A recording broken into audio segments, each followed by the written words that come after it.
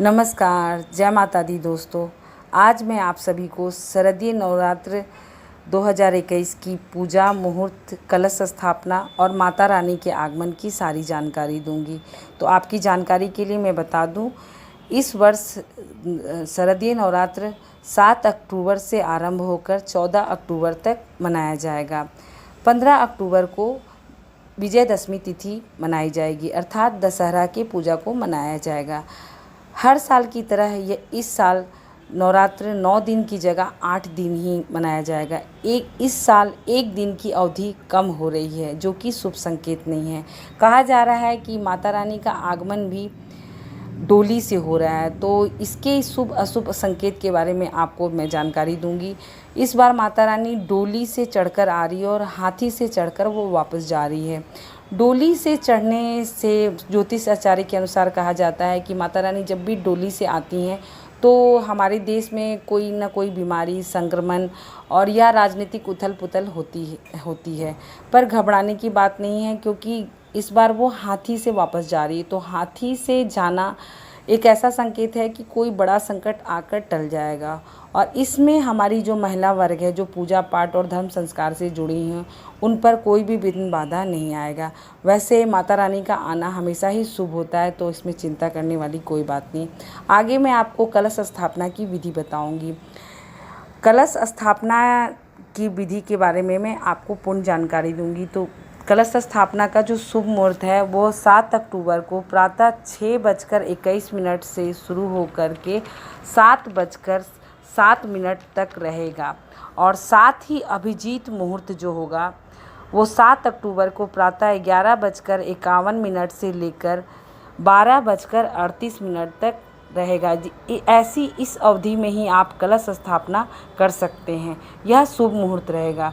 कई बार लोग प्रातःकाल उठकर स्थापित कर देते हैं, वैसे नहीं होता है। आपको कलश स्थापना हमेशा शुभ मुहूर्त में ही करनी चाहिए। कलश स्थापना की विधि और उसकी जानकारी आगे मैं बताती हूँ।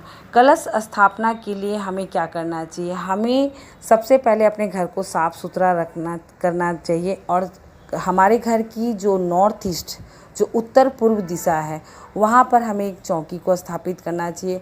चौकी के ऊपर एक लाल कपड़े को स्थापित करें, उस पर माता रानी की तस्वीर या मूर्ति को स्थापित करें। वहाँ पर आप एक अखंड ज्योत भी बनाएं। अखंड ज्योत में आप धागा का विशेष ध्यान रखें कि धागा बड़ा हो, ताकि माँ की 9 दिन की जो ज्योत जले वो बुझ ना जाए। और साथ में जो घी होती है वो आपको हर 4 घंटे पे देना पड़ेगा। आगे कलश स्थापना के बारे में मैं ये बता दूं कि आप जो कपड़े बिछाई हैं उसके ऊपर आप कुमकुम या रोली या फिर चावल से अष्टकमल बनाएं। और उसके ऊपर एक लोटे में आप पहले गंगा जल डालें, फिर साधारण जल डालें, फिर उसमें एक पान, उसमें सुपारी, एक साबुत हल्दी, साबुत चावल, सिक्का, एक फूल आदि डालकर कलश को स्थापित करें। और उसके ऊपर नारियल पे लाल कपड़ा लपेटें और उसको मौली से बांधकर उस पर स्थापित करें। लेकिन नारियल स्थापित करने से पहले आपके पास आम का पत्ता हो, 5 या 7 जो भी आपके पास उपलब्ध हो, तो आप उसमें डालें। पर कलश में पान नहीं डालें। आप सुपारी डाल सकती हैं, पर पान का प्रयोग गलती से भी नहीं करना। आगे आपकी जानकारी के लिए मैं बता दूं कि कलश स्थापित करने के बाद आप माता रानी की तस्वीर और साथ में जो जौ हम लोग लगाते हैं, तो उसके लिए हमें क्या करना है? जौ को स्थापित करने के लिए एक मिट्टी के पात्र को लें। मिट्टी के पात्र में आप एक परत मिट्टी को बिछाएं, साथ में एक मुट्ठी जौ डालें, फिर एक परत मिट्टी डालें, फिर उसके ऊपर मिट्टी के ऊपर एक मुट्ठी जौ डालें और पानी का छिड़काव करें। इसी तरह पानी का छींटन आप 9 दिन तक करते रहेंगे तो आपकी जौ खिल उठेगी, उभर आएगी। और साथ में भगवान के लिए धूप, दीप, निवेद्य, पान, सुपारी, फल, फूल, माता के श्रृंगार, माता का लाल साड़ी, लाल चुंदरी, ये सब अवश्य चढ़ाएं। नवरात्रि में आप बहुत तरह के पकवान बना के माता रानी को भोग लगा सकती हैं और अखंड ज्योत जला सकती हैं और भगवान की माता रानी के दुर्गा सप्तशती का पाठ करके आप पूजा को विधि विधान से कर सकती हैं।